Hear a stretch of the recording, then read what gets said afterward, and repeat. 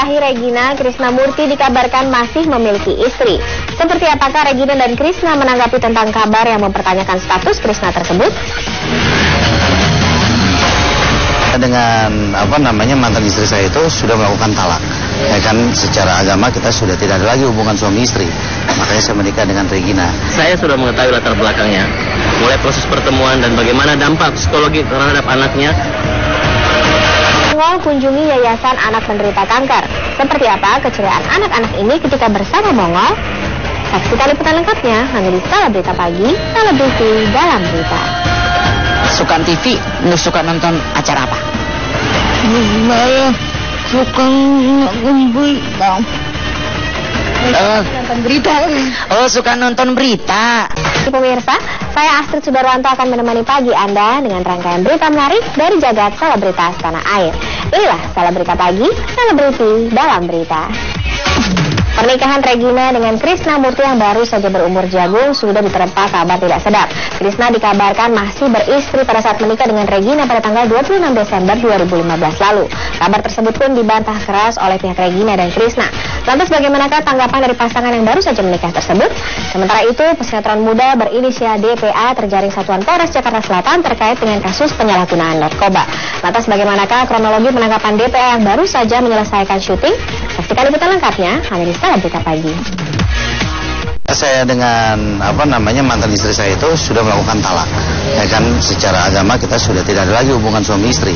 Makanya saya menikah dengan Regina. Saya sudah mengetahui latar belakangnya, mulai proses pertemuan dan bagaimana dampak psikologi terhadap anaknya.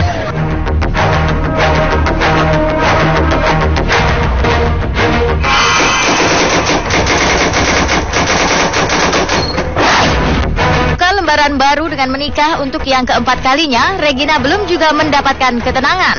Pasalnya pernikahan Regina dengan Krisnamurti yang digelar pada 26 Desember lalu ini pun langsung dihantam dengan kabar tak sedap. Santer beredar kabar jika Krisna adalah seorang pria yang masih beristri hingga saat ini. Padahal di depan media, Regina pernah mengatakan bahwa keduanya sedang sama-sama sendiri hingga akhirnya memutuskan menikah. Keraguan akan status Krisna juga sempat diutarakan oleh mantan suami siri Regina, Farhad Abbas. Ia bahkan mengaku telah melakukan komunikasi dengan istri Krisna. Lantaran tak ingin dianggap merebut suami orang, Regina pun melakukan klarifikasi terkait status sang suami. Inilah bantahan keras dari Krisnamurti dan Regina. Komunikasi dengan seorang wanita yang mengaku diambil suaminya dan belum bercerai dengan mantan saya itu, saya sudah mengetahui latar belakangnya, mulai proses pertemuan dan bagaimana dampak psikologi terhadap anaknya. Emang perlu ada yang harus diketahui gitu kan, kenapa dan statusnya sebenarnya seperti apa sih suami saya gitu. Nanti Mas bisa jelasin ya Mas saya yang belum ya. Ya, artinya saya dengan mantan istri saya itu sudah melakukan talak. Ya kan, secara agama kita sudah tidak ada lagi hubungan suami istri. Makanya saya menikah dengan Regina. Lah cuman kan lagi mempersiapkan untuk secara administrasinya aja. Ya, secara administrasi ini untuk pengurusan itu. Tepatnya sudah berkali-kali sih saya lakukan itu. Berarti sudah tinggal serumah berapa lama dengan suami? Masih tinggal serumah sih, itu waktu kemarin juga saya masih ketemuan dia, ya kan. Masalah anaknya udah beres sih kan, udah beres ya, cuman ada percikan-percikan kecil lah, ya kan. Ditambah lagi suka ada penumpang gelap, ya kan. Atau siapa kita sebut penumpang gelap ya banyak lah, ya kan, barisan sakit hati lah bergabung sana sini, ya kan. Bapak punya persatuan sekarang, persatuan barisan sakit hati, ya kan. Partai baru tuh. Istri. Oh enggak, saya nggak pernah mau tahu dan nggak mau tahu juga gitu. Bagi saya kalau yang udah aja gitu ya. Jadi kalau yang namanya mantan nggak perlu diingat-ingat, ya kan gitu. Kalau nggak diingat aja dia ingat-ingat gitu ya, kayak kita ingat ya kan gitu. Anak-anak sendiri. Kalau anak-anak saya sih, ya kan yang terbaik buat ayahnya, ya kan jalan aja, ya kan. Dan saya juga dibicarakan perihal ini. Terus lalu ada salah satu anak saya pun waktu saya pulang dari Kalimantan ada lepas sambut salah satu pejabat di sana, kebetulan kawan kita, ya kan. Saya pulang sama Regina, mereka jemput saya di airport, saya anak-anak. Anak tersebut ada berapa? Ada 3. Mereka sudah mengerti. Ya udah mengerti. Situasinya dan kondisi udah paham. Kalau merestui hubungan dengan. Ya kurang lebihnya gitu. Kalau Teteh hubungan sama anaknya ini gimana ya? Alhamdulillah kan anaknya juga udah bisa dia komunikasi. Jadi kemarin juga ada sempat saya beberapa taruh di Instagram saya kan, memang ya emang komunikasi baik kan, karena mereka umur segitu kan juga udah mengerti ya. Jadi mengerti kondisi ayah dan mungkin mantan istrinya itu seperti apa di rumah. Jadi juga mereka juga kalaupun mungkin Mas Krista memutuskan untuk menikah lagi juga dia tahu kalau Pak Alsel ayahnya mungkin menikah lagi, dia tahu. Kalau dibilang merebut suami yang mananya, pikiran merebut gitu kan. Kalau juga Mas Krisna menceraikan mungkin mantannya juga sebelum dia menikah dengan saya. Kalaupun ada mantan-mantan yang belum terima, ya itu saya juga nggak perlu ikut campur situ. Tanyakanlah pada dirinya kenapa suaminya menolak, ada apa, dan kenapa bertahun-tahun tidak satu rumah. Kan harus dipertanyakan, jangan pada saya dong, tanyakanlah pada hati nuraninya. Sebagai perempuan Indonesia yang mempunyai budaya, tanyakanlah hatinya. Mulut kan bisa berbohong, tapi kalau namanya hati, ya tanyakan hatinya kenapa laki-lakinya menolak. Dan keluarga besar Mas Krisna juga sudah tahu semua, bukan cuma Mas Krisna aja, bisa di cross check ke seluruh keluarga. Jadi memang saya masuk itu bukan dalam kondisi Mas Krisna sedang beristri gitu. Jadi intinya saya masuk dalam kondisi mereka sudah berpisah. Selain status Krisna yang disangsikan, pernyataan Regina tentang mahar pun sempat membuat Farhad Abbas keberatan. Dalam komentarnya, Regina dianggap membandingkan mahar ketika menikah dengan Farhad dengan mahar di pernikahannya yang sekarang. Seperangkat berlian yang didengungkan Regina ditaksir hanya senilai ratusan juta. Bahkan keberadaan mobil mewah dan juga sebidang tanah pun diduga hanya isapan jempol belaka. Regina membuktikan keraguan tersebut dengan mengenakan sebagian berlian yang diberikan Krisna sebagai maharnya. Seorang wanita yang baik-baik, tidak mungkin dia membandingkan mahar yang baru dengan yang lama. Nah, kalau menyangkut fakta dan realita, sebenarnya mahar saya lebih besar daripada mahar yang ada saat ini. Saya mendapat informasi itu hanya bohong belaka dan tidak benar. Hanya mungkin emas sekian ratus juta saja. Tanah dengan kendaraan itu tidak benar. Yang katanya nggak ada, Di sini Kak, di sini. Nah, oke, paham Kak. Ini ambilnya geser nih Kak. Paris. Oke, tahan. Mungkin kalau yang kemarin kan pengangguran banyak acara ya. Ya. Kalau ini pengacaranya pengacara beneran gitu. Jadi memang agak sedikit beda. Jadi namanya mungkin labelnya sama pemirsa, tapi artinya lain. Gitu. Tapi pengacara kemarin tuh ngomong katanya maharnya fiktif itu gimana? Apa-apa. Biasa namanya juga barisan sakit hati ya Pak.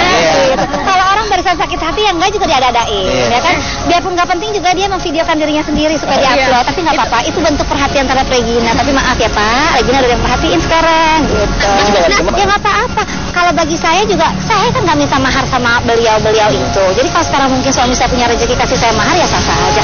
Kalau suami saya ngasih lebih besar, ya kan berarti memang rezeki saya, gitu kan. Jangan situ, jangan panas, gitu. Situ udah ngambil, situ udah minta lagi, ya kan. Nah situ dapat yang lebih oke, itu marah. Gitu. Ya jelas kalau orang kaya itu nggak terlalu banyak bicara. Jangan hanya foto dan rekaman pernyataan-pernyataan saja. Mungkin jumlahnya cuma sedikit tapi hebohnya minta ampun. Biasanya orang-orang seperti ini kan selama ini selalu memamerkan harta dan kekayaan yang dimilikinya, tapi ternyata itu semua tidak benar. Harusnya dibuktikan dong mana ketika akan nikah, di mana maharnya itu di mana, bentuknya ada saksinya mana. Jangan hanya membuat satu kehebohan sok kaya tapi ternyata susah. Itu kira-kira begitu. Selaku pengacara menurut saya sih wajar aja saya berikan segitu maharnya. Apa itu Kak? Ya ada perhiasan, terus ada kendaraan, terus ada tanah yang akan kita bangun nanti. Perhiasannya berapa? Ya kalau dirincikan berapa ya? Ini perhiasannya dipakai semua nih. Itu yang separuh yang dipakai, ya kan? Bang, ada miliaran nggak Bang? Kenapa? Iya. Ya pastinya lah, pastinya. Iya. Iya, pastinya lah. Iya. Itu permintaan Regina semua atau memang keinginan? Enggak. Keinginan saya. Dari awal saya bilang kalau kamu mau nikah sama saya akan kasih mahar kamu ini. Nah, kan itu memang dari saya, bukan permintaan dari Regina. Melihat itu loh video mantan barisan sakit hati gimana katanya ya? Ya kalau menurut saya sih lebih baik ngurusin hidupnya lebih lanjut lah daripada ngurusin hidup orang gitu aja. Kau juga udah nggak ada hubungannya apa-apa gitu ya. Saya begitu. Ya, saya antar ini ya. Bagus gitu. Gue udah sangat maksimal. Tadi kita udah ngajuin saksi gitu, tapi kita dari pihak nah makanya gitu kan mundur tadi gue ada kenceng makanya sampai semua juga pada sampai ya pihak tergugat pun mungkin kaget kali ya karena gue yang biasa gue santai muka gue berubah gue agak lumayan kenceng gitu karena gue pengen tolong jangan suka mengkrop. Kalau ini gue nggak masalah ya sama sahabat, kenapa emangnya? Saya mau ngejelek-jelekin saya kemana, itu udah suatu hal yang biasa. Cerai yang dilayangkan Jen Salimar terhadap Didi Mahardika kembali disidangkan di Pengadilan Agama Jakarta Selatan Kamis 7 Januari 2016. Sidang dengan agenda menghadirkan saksi pernikahan siri yang terjadi pada tanggal 7 November 2012 silam, sayangnya kembali tak dihadiri wali nikah sebagai saksi kunci, yakni penghulu yang dahulu dikabarkan menikahkan Jen dan Didi. Maka usai sidang, Jen pun menunjukkan sebuah bukti baru, yakni surat pernyataan asli dan foto-foto saat terjadinya pernikahan siri.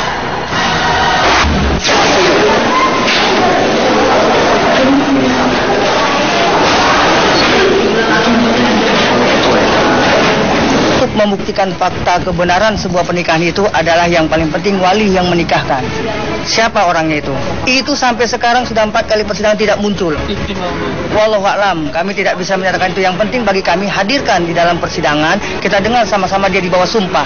Biar dia bertanggung jawab secara manusia, dia bertanggung jawab dengan manusia, secara ketuhanan yang dia disumpah, dia bertanggung jawab pada Allah Subhanahu wa taala. Itu yang paling penting bagi kami. Bukti foto itu bukan bukti, tidak bisa menjadi pegangan.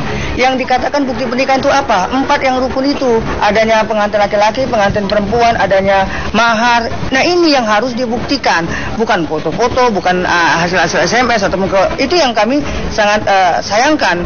Harusnya persidangan ini untuk menggali fakta hukum yang bisa dipertanggungjawabkan, ternyata hasilnya hanya keterangan-keterangan yang sifatnya dari keluarga terdekat. Sidang isbat yang diajukan penggugat Jen Salimar terhadap tergugat Didi Mahardika tak terlihat Didi hadir di persidangan. Pengacara yang mewakili Didi pun menyebut ketidakhadiran Didi kali ini dikarenakan belum dibutuhkannya sosok Didi sebagai saksi. Adapun majelis hakim akhirnya menunda sidang sampai 1 pekan ke depan, hingga pihak Jen akan diberikan 1 kali lagi kesempatan untuk menghadirkan saksi yang kali ini tak bisa dihadirkan. Akan hanya Jen Salimar, benarkah ia hanya menginginkan Didi untuk menceraikannya secara resmi? Mas Didi akan hadir ketika saat persidangan membutuhkan pernyataan beliau diminta keterangan dalam persidangan. Pasti dia akan hadir. Sampai sekarang kan masih pihak mereka, belum pihak kita. Kita aja juga belum memberikan bukti tertulis sebagai sanggahan ataupun bantahan.